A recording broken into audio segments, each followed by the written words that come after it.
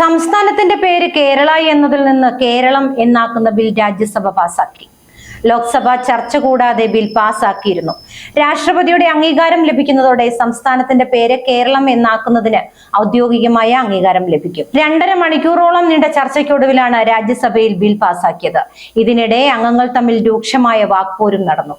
ആഭ്യന്തരമന്ത്രി അമിത്ഷായുടെ പേരിലാണ് ബിൽ ലിസ്റ്റ് ചെയ്തിരുന്നതെങ്കിലും സഹമന്ത്രി നിത്യാനന്ദ റായ് ആണ് ബിൽ അവതരിപ്പിച്ചത്. സംസാരിക്കാൻ ആദ്യ അവസരം ലഭിച്ചത് ജെബി മേത്തറിനായിരുന്നു. കേരളം എന്ന് പേര് കേട്ടാൽ തിളയ്ക്കണം ചോര ഞരമ്പുകളിൽ എന്ന വള്ളത്തോളിന്റെ വരികൾ ഉദ്ധരിച്ച് മലയാളത്തിലായിരുന്നു പ്രസംഗം. വിദ്യാർത്ഥികൾക്ക് നേരെയുണ്ടായ അതിക്രമം ചൂണ്ടിക്കാട്ടി അമിത്ഷായുടെ അസാന്നിധ്യത്തെക്കുറിച്ച് ചോദ്യം ഉയർത്തിയതോടെ ഭരണപക്ഷം പ്രകോപിതരായി. തുടർന്ന് സംസാരിച്ച സി സദാനന്ദനും വള്ളത്തോളിന്റെ വരികളിൽ നിന്ന് തന്നെയാണ് തുടങ്ങിയത്. ഭാരതം എന്ന പേര് കേട്ടാൽ അഭിമാനം തോന്നാത്തവരുടെ ചോര കേരളം എന്ന് കേൾക്കുമ്പോൾ തിളയ്ക്കുന്നതിൽ കാര്യമില്ല. ഭാരതത്തിന്റെ അഭിമാനത്തെ ചോദ്യം ചെയ്യുന്ന കാര്യങ്ങളാണ് കേരളത്തിൽ നടക്കുന്നത്.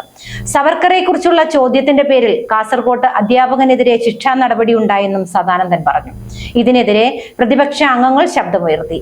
ബില്ലിനെ അനുകൂലിച്ചാണ് സംസാരിച്ചതെങ്കിലും കേരളത്തോടുള്ള കേന്ദ്ര അവഗണന പി സന്തോഷും പി ശിവദാസനും എ റഹീമും ജോസ് കെ മാണിയും ജോൺ ബ്രിട്ടാസും ചൂണ്ടിക്കാട്ടി.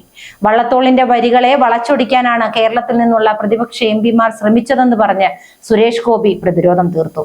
അടിയന്തരാവസ്ഥ കാലത്താണ് വള്ളത്തോൾ ജീവിച്ചിരുന്നതെങ്കിൽ ആ വരികൾ എഴുതാൻ അദ്ദേഹത്തിന് കഴിയുമായിരുന്നില്ല. ലോക്സഭയിൽ ഈ ബിൽ ചർച്ച ചെയ്യാൻ പോലും പ്രതിപക്ഷം അനുവദിച്ചില്ലെന്നും സുരേഷ് ഗോപി പറഞ്ഞു.